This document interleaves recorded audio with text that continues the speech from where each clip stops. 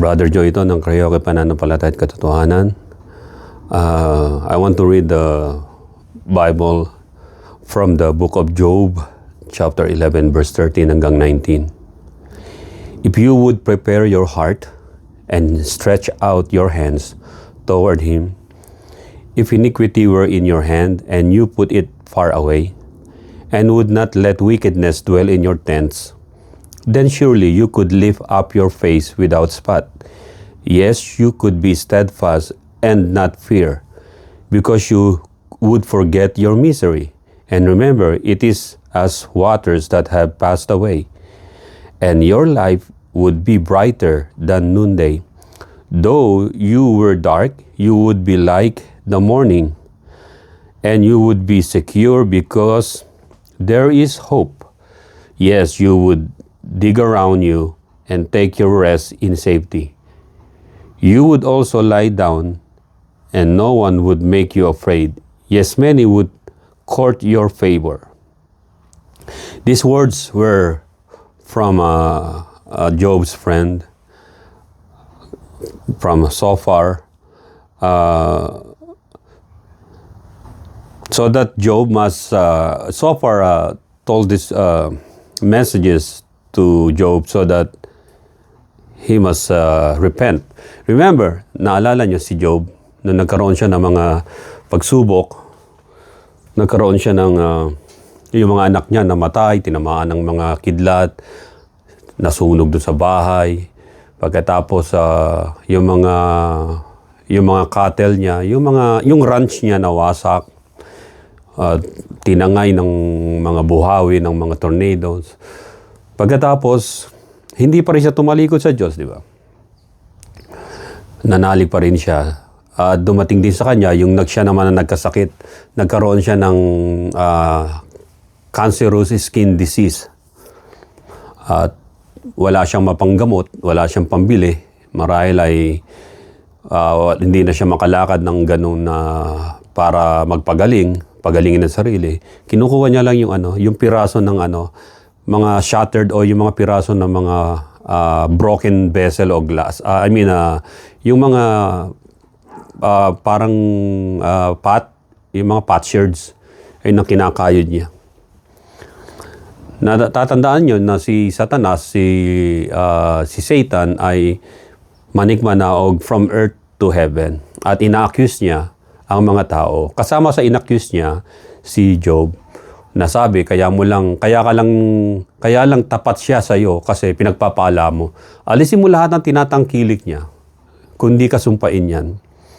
Yun ang tinatawag na isa sa mga cunning o trick ni Satan, which is, until now, very effective yan na tool para ang isang tao ay mapalayo sa Diyos at sumpain. So dumating ang mga panahon na nangyari yun, namatay yung mga anak niya, nawasak ang bahay niya, nawala na siya ng mga pagkakakitaan, hanap buhay, nasira na yung yung mga ranch niya, yung mga cattle niya namatay. At yung asawa niya ay sinasabi sa kanya na, ba't hindi mo pa sumpain ng Diyos sapagkat naghihirap ka na sa sakit mo na yan? Sabi ni Job ay, pagpapala lang ba ang tatanggapin natin sa Diyos, hindi ang mga pagsubok na ito? Tapos yung asawa niya na yon, nilayasan siya, iniwanan na siya. So si Job na lang ang nag-iisa. Si Job ay tunay na tao, tunay na historical Job. Siya ay patriarchs din. Hindi pa tao si Abraham, meron ng Job, Book of Job. Kaya nag-exist na siya. Kaya dito, yung isang kaibigan niya na si Zophar ay pinuntahan si Job. Kasi si Job, maalala niyo si Job na naghinanakit na sa Diyos, sabi niya, mabuti pang hindi na lang ako isinilang.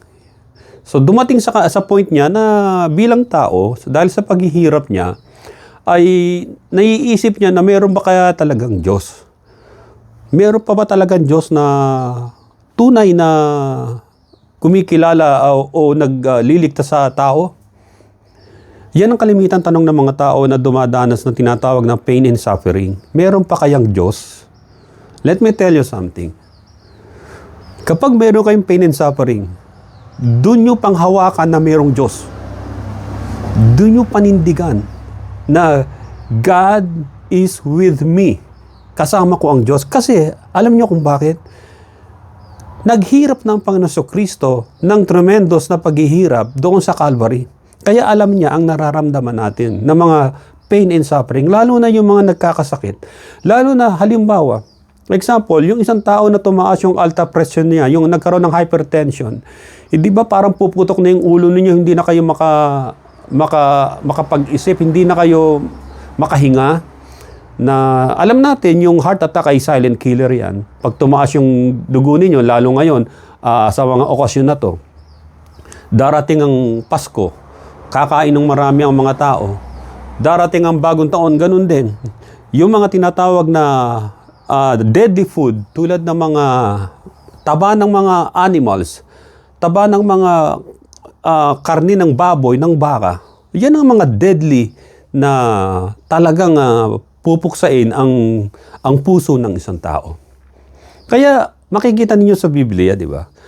Nung panahon ni na Moses, pagka nag-offering sila ng cattle, ng mga handog na tupa, sineseparate nila yung fats, inaalis.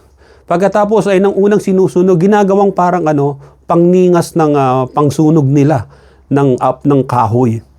Kasi hindi kailangan yon. Kaya makikita natin yung fats, maging sa Bible, ay sineparate ng Diyos para hindi kainin ng mga high priest, para hindi kainin ng mga tao, ng mga saserdote. Yung fats.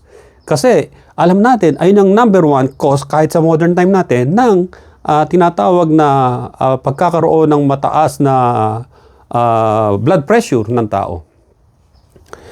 Alam natin yan. Kaya dito, sa panahon balik tayo kay Job, ay si Zophar ay dinalaw niya si Job. Sabi ng Job 42 verse 12, now the Lord blessed the latter days of Job more than the beginning. Noong napagtagumpayan na ni Job ang lahat, at nanumbalik siya, nagkaroon siyang tinatawag na a little bit na tinatawag na failings sa Diyos. Subalit, dahil yung mga kaibigan niya nagpuntahan sa kanya, ay pinalakas ang loob. Although yung mga kaibigan niya hindi ganun katapat na katulad ni Job, pero minsan ang isang tao na nakakakita ng sufferings natin, kung sino pa yung hindi malapit sa Diyos, siya pa yung magpapalakas sa atin.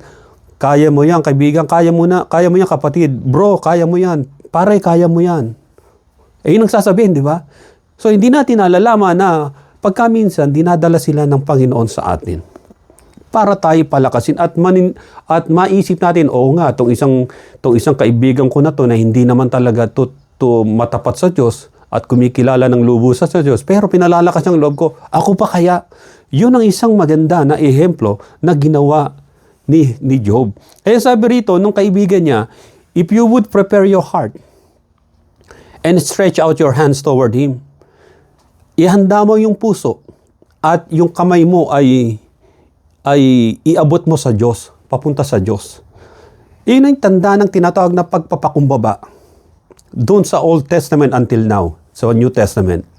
Ang sabi ng verse 14, if iniquity were in your hand, and you put it far away, at kung meron ng kasalanan sa iyong mga kamay na nagawa, put it away. Kanino natin ibibigay? Put it away. Surrender it to the Lord Jesus Christ. Surrender them all to the Lord Jesus Christ. Yung ating mga sins, reproach, lahat ng ating mga weaknesses, pagkakamali. Kasi wala naman perpektong tao sa mundong ito. Wala naman perpektong taong ipanganganak sa mundong ito. Ang tunay na perfect, the Lamb of God, ay ang Panginoon Kristo na nagsabi na siya ang daan, katotohanan at ang buhay. At wala makakaparoon sa Ama kundi sa pamamagitan niya lamang. John chapter 14 verse 6. Ang sabi rito, then surely you could lift up your face without spot. Kapag pala, ang puso mo inihanda mo sa Diyos, ay yung mga kamay ay inabot mo na sa Kanya. Tanda na pagpapakumbaba at pagpapasakop. And then you could, ang sabi rito, then surely you could lift up your face without spot. At ang mukha mo ay makakaharap na sa Panginoon. And the Bible says, look unto Jesus, the author and the finisher of our faith. Sa Kanya lang tayo tumingin na siyang pinagmulan ng ating pananampalataya at kaligtasan.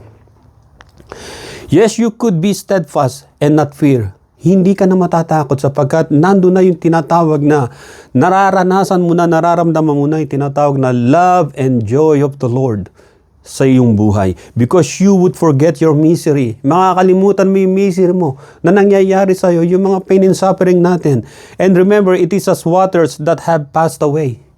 Yung tubig lamang, alalahanin mo, sabi, yung tubig lamang na kapag nabuhos sa lupa, siya yung nawawala. Subalit, ikaw na nananampalataya sa Panginoon, hindi ka katulad ng tubig. Ikaw ay may pananampalataya na ang ibig sabihin ng Biblia ay, kung mananatili ka sa ating Panginoong Kristo, kung mananalig ka sa Kanya, you would forget your misery and remember it is as waters that have passed away. Not your faith. And your life would be brighter. Verse 17 ang sabi ng Job 11, verse 17. And your life would be brighter than noonday. Though you were dark, you would be like the morning. Nasa madilim na kalagayan. Kaya sabi ni King David, even though I walk through the valley of the shadow of death, sa aklat ng mga awit, I will fear no evil because thou art with me. Your rod and staff, they are my guides. Ayun ang mag-guide, yung aral ng Panginoon sa atin. And your life would be brighter than noonday. Though you were dark, you would be like the morning. Verse 18, and you would be secure because there is hope. Yes, you would dig around you and take your rest in safety. Verse 19, you would also lie down and no one would make you afraid. Yes, many would court your favor. At maraming mga tao ang magtatanong sa iyo, yung mga favor, sila ay magkakaroon ng tinatawag na favor sa iyo dahil ikaw ay nagtagumpay sa gitna ng mga pagsubok at pagdurusa. Tulad ng nabasa natin sa Job 42 verse 12, sa last verses ng Bible, si Job ni-restore ng Panginoon. Now the Lord blessed the latter days of Job more than his beginning. More than his beginning. Nung sa simula pa lamang, nung bata-bata pa si Job, nung nagkaroon siya ng pagsubok at napagdagumpayan niya, ay hindi niya kinaila ng totally ang Diyos. Nagtanong siya, subalit hindi niya ikinaila at hindi niya pinalitan ng ibang Diyos ang tunay na Diyos na buhay. Ano nangyari? Now the Lord blessed the latter days of Job more than his beginning. Pinagpala ng Diyos ang mga huling araw ni Job. Higit pa sa siya ay nasa kabataan niya. Maaring tayo ay nasasabi natin na yung buhay na ganitong inabot ko, hindi ito ang gusto ko eh.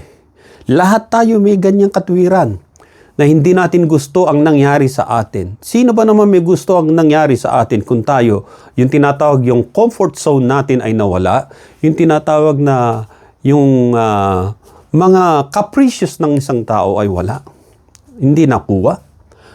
Halimbawa, isang tao ay nangangarap siya ay maging isang abogado, sumalit hindi nangyari. O ang isang tao ay nangangarap na maging nurse, hindi nangyari. Naging doktor, hindi rin nangyari. Naging engineer, nangangarap maging engineer, subalit hindi nangyari. Tandaan ninyo, may mga purpose na tayo po dapat nating tuklasin sa buhay natin. At ang purpose na ito, ang sabi, bago pa tayo isinilang, ang Diyos, ang Panginoong Kristo, sinabi niya, ay pinili na tayo sa karamihan. Unang puntos, bakit kinakailangan ihanda natin ng ating mga puso at ating iunat ng mga kamay patungo sa Panginoon, na tanda ng pagpapakumbaba, pagpapasakop? Una, habang may oras ka pa, lumapit ka na sa Kanya. Sabi ng Jeremiah chapter 13 verse 16, give glory to the Lord your God before He causes darkness and before your feet stumble on the dark mountains. And while you are looking for light, He turns it into the shadow of death and make it dense darkness. This is a warning hindi lang sa bansang Israel, kundi sa lahat ng tao na katulad ko, katulad mo, katulad ng mga nasa palibot natin at na nakakarinig sa akin. Ang sabi ng Prophet Jeremiah chapter 13 verse 16, na habang may oras pa tayo, because time is running out, ang buhay natin sa mundo ay paiksi ng paiksi. Habang may oras ka pa, lumapit ka na sa Kanya. Papaano? Give glory to the Lord your God. Luwalhatiin mo ang Diyos. Kilalanin mo ang Diyos. Before He causes darkness, bago magkaroon ng dilim ang iyong buhay. Meaning, before you die, before it sniff out, it cuts short, ay give glory to the Lord. Luwalhatiin mo ang Diyos. May mga tao na ginagawang katatawanan ng Diyos, ginagawang katatawanan ang salita ng Diyos, ang banal na pangalan ng Diyos. At marami tayo nabalita at marami ako nabalitang kanya. Kahit yung mga stand-up comedian, ay nilait nila ang Diyos, ang Espiritu Santo ng Diyos. Sila ay nabuwal face first to the pavement. Marami ng ganon. Tulad yan ng panahon ni Herodes, yung isang Herodes doon sa Book of Acts. Sumigaw yung mga tao kasi nag-i-speech si Herodes. Ay isang Herodes ito, hindi ito yung unang Herodes. Ay yung Herodes na yun ay piling niya ay Diyos siya at ang mga tao ay nagpapalakpakan. Subalit, bigla siyang nabuwal sapagkat pinutol ng anghel ng Diyos ang buhay niya sa utos ng Diyos. Bumagsak siya. At marami pang mga ganyan, mga tinatawag na stand-up comedian. O yung mga nasa stage para lang magkaroon ng tinatawag na million views doon sa mga Facebook nila o saan man yan, sa TikTok, ay lalaitin ng Diyos. Huwag na huwag kayong magkakamaling gawin ninyon. Sapagkat God cannot be mocked by anyone. Whatever you sow, you will reap. You will die. You cannot, hindi nyo pwedeng tinatawag na lapastanganin ang Espiritu Santo ng Diyos. Maraming lumalapastangan sa pangalan ng Panginoon, lumalapastangan sa Espiritu Santo ng Diyos, at makikita ninyo, once God used His hand to struck you down, you're gone forever. Subalit kung naramdaman mo yun, kung ikaw na nag-alimura sa Diyos, bigla kang tinapik ng Diyos, either hindi ka makahinga, dahil nilalait mo siya, hindi ka makapagsalita, o hindi ka makalakad, o hindi ka bigla kang nabuwal, you better repent now. Because God, He is not like man na pwede niyong loko-lokohin. Makikita natin dito na give glory to the Lord your God before He causes darkness on you and before your feet stumble on the dark, before you die. Ibig sabihin, and while you are looking for light, He turns it into the shadow of death and make it dense darkness. At kapag huli na, gusto nyong makakita ng liwanag sa Diyos, subalit huli na, God will gonna shut it down. Yung tinatawag na eyelid natin, yung eyelids ninyo, yung pinaka, just like a curtain doon sa stage, God will gonna shut it. No more light. It's all darkness, meaning death. Jesus said in John chapter 12 verse 36, while you have the light is also life sa atin. While you have the light, which is our life. John chapter 1 verse 4, sinabi niya yan, and that light was the light of all mankind. Yung light na yon ay siya ring light. Yung life ay siya ring light o ilaw ng mga tao. Jesus said, while you have the light, habang mayroong ka pang buhay, life, which is light. While you have light, ang sabi rito, you must come to the light of the world, which is Christ. Every word of God is a lamp to our feet. Buhay. Ang bawat salita ng Diyos, sabi, ay buhay sa ating paglalakbay. Psalms 119 verse 105.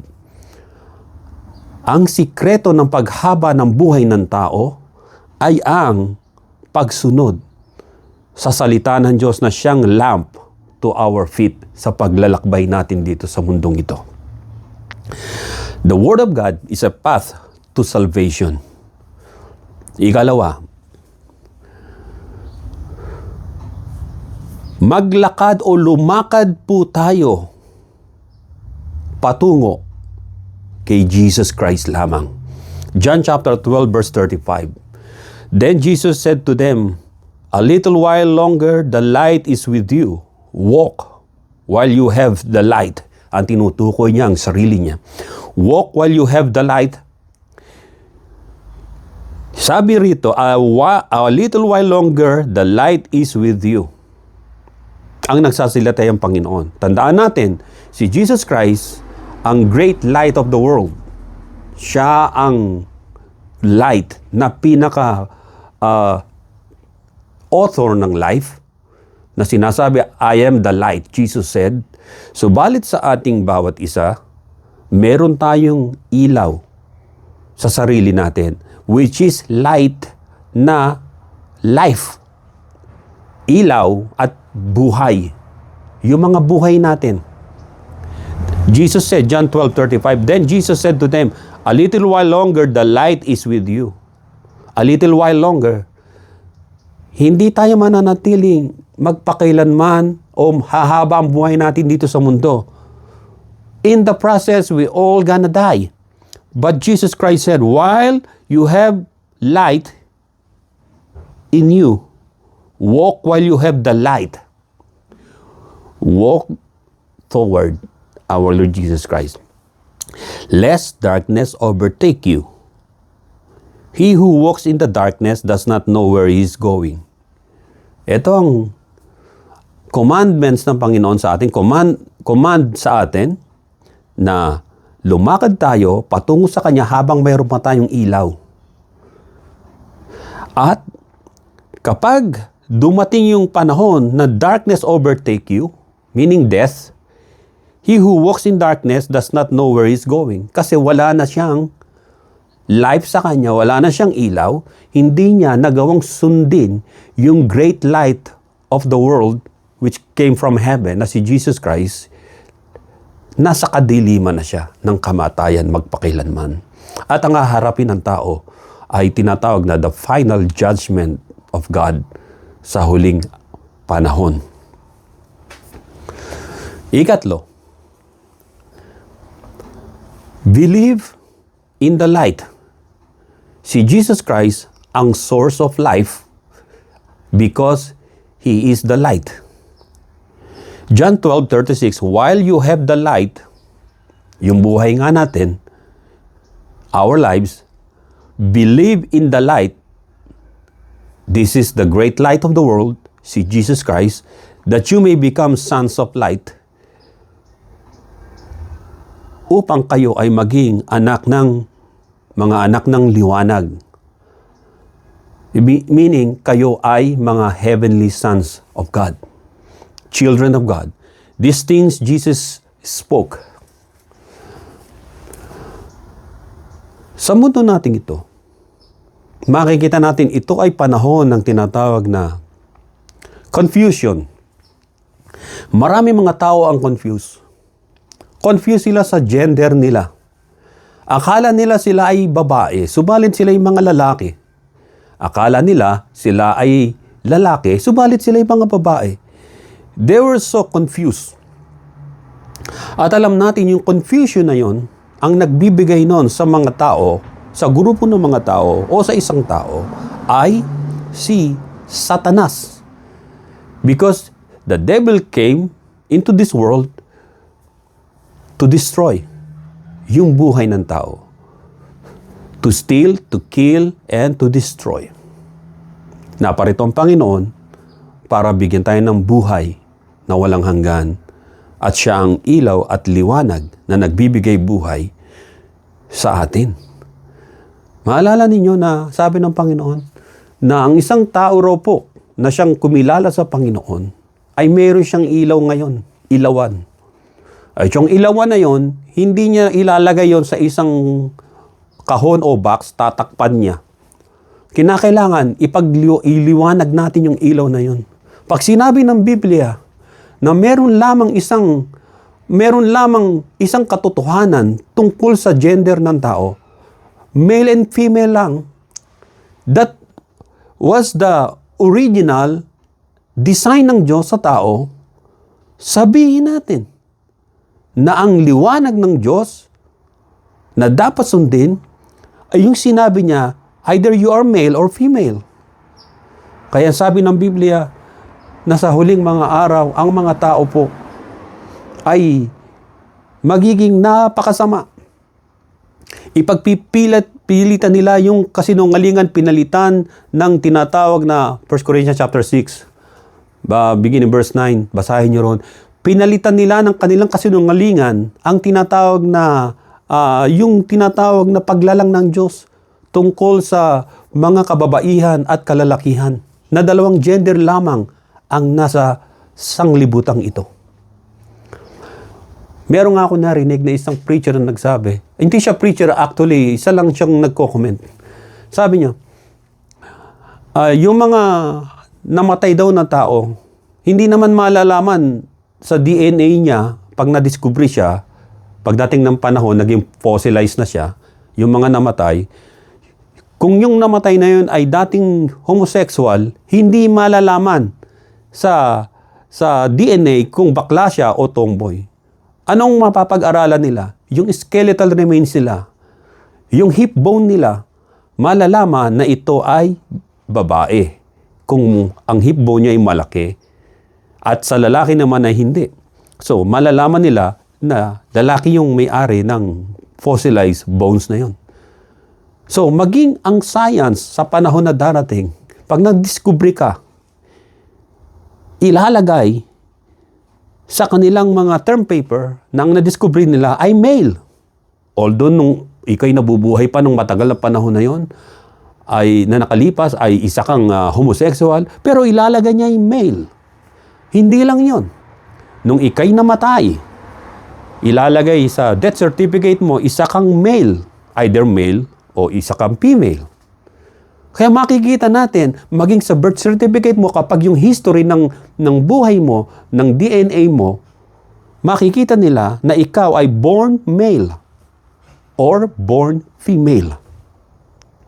Mga kapatid, wag nating hayaan na kayo po ay malinlang ni Satanas sapagkat galit na si Satanas sa buong sanlibutan at pilit niya nawawasakin ang buhay ng mga tao na meron siyang maisama sa impyerno kapag siya ay hinatulan na ng Diyos na makapangyarihan sa lahat sa huling panahon. Si Jesus Christ, siyang nagsabi na I am the way, the truth, and the life, and no one comes to the Father except through me. Sa pamamagitan niya lamang. Wala na pong iba.